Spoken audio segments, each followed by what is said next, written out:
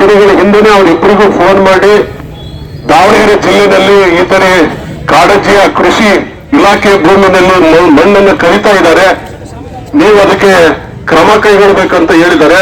ಅದನ್ನ ಅವರು ಹೊರದು ನಾವು ಒಂದೆರಡು ದಿನದಲ್ಲಿ ಅದನ್ನ ಕ್ರಮ ಕೈಗೊಳ್ತೀವಿ, ಯಾರು ತಪ್ಪಿಸಿದಾರೋ ಅವ್ರ ವಿರುದ್ಧ ಕ್ರಮ ತೆಗೆದುಕೊಳ್ತೀವಿ ಅಂತ ಹಿಂದೆ ಆಶ್ವಾಸನೆ ಕೊಟ್ಟಿದ್ದಾರೆ.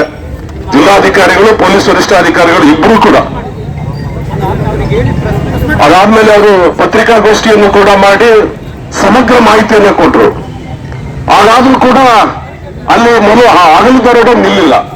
ಇವರೇ ಯಾವ ಜಾಗಕ್ಕೆ ಹೋಗಿ ಅಲ್ಲಿ ಫೋಟೋಗಳು ತೆಗೆದು ಅಲ್ಲಿ ಯಾರ್ಯಾರು ಲಾರಿಗಳು ನಂಬರ್ ಸಮೇತ ಇದಾವು, ಕಾರ್ ನಂಬರ್ ಇದಾವು, ಯಾರ್ಯಾರು ಮಣ್ಣು ದರೋಡೆ ಮಾಡ್ತಕ್ಕಂಥ ಫೋಟೋನು ಇದಾವು, ಅವನ್ನ ಸಹಿತ ಕೊಟ್ಟರು ಕೂಡ ಒಂದೇ ಒಂದು ಲಾರಿ ಸೀಸ್ ಆಗಿಲ್ಲ, ಒಂದೇ ಒಂದು ಕಾರ್ ಸೀಸ್ ಆಗಿಲ್ಲ, ಒಬ್ಬರನ್ನ ಬಂದು ಒಳಗ ಹಾಕಿಲ್ಲ.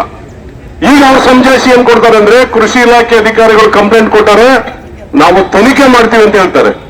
ಇದು ಹಗಲು ದರೋಡೆ ಅಲ್ದೇನೆ ಏನು? ಯಾರಾದ್ರೂ ಒಬ್ಬ ಸೀಟ್ ಬೆಲ್ಟ್ ಕೇಳಂಗ್ ಹೋದ್ರೆ, ಹೆಲ್ಮೆಟ್ ಇಲ್ದಂಗ್ ಹೋದ್ರೆ ನಮ್ಮ ಮನೆಗೆ ಒಂದು 2 ದಿನದೊಳಗೆ ನೋಟಿಸ್ ಬರ್ತದೆ. ಅದ್ರಾಗ ನಮ್ಮ ಕಾರ್ಮಿಕರು ಯಾರಾದ್ರೂ ಸ್ವಲ್ಪ ಎಣ್ಣೆ ಹೊಡೆದು ಗಾಡಿ ತಗೊಂಡು ಹೋದ್ರೆ 10,000 ರೂಪಾಯಿ ದಂಡ ಆಗ್ತವೆ ಅಂತ ಹೇಳಿ 5,000 ಇಸ್ಕೊಂಡು ಹಂಗ ಬಿಡ್ತಾರೆ. ಇಂಥವ್ ಮಾಡಕ್ಕೆ ಇವರು ಭಾರಿ ಅಲರ್ಟ್ ಆಗಿರ್ತಾರೆ. ಇವತ್ತು ಕಾರ್ ನಂಬರ್, ಲಾರಿ ನಂಬರ್ ಸಮೇತ ಕೊಟ್ಟರು ಕೂಡ ಇದು ಮೇಲ್ನೋಟಕ್ಕೆ ತೋರಿಸ್ತಾ ಇದೆ ಜಿಲ್ಲಾ ಮಂತ್ರಿಯನ್ನ, ಅವ್ರ ಹಿಂಬಾಲಕರನ್ನ ಪೊಲೀಸ್ ಇಲಾಖೆ ರಕ್ಷಣೆ ಮಾಡ್ತಾ ಇದೆ.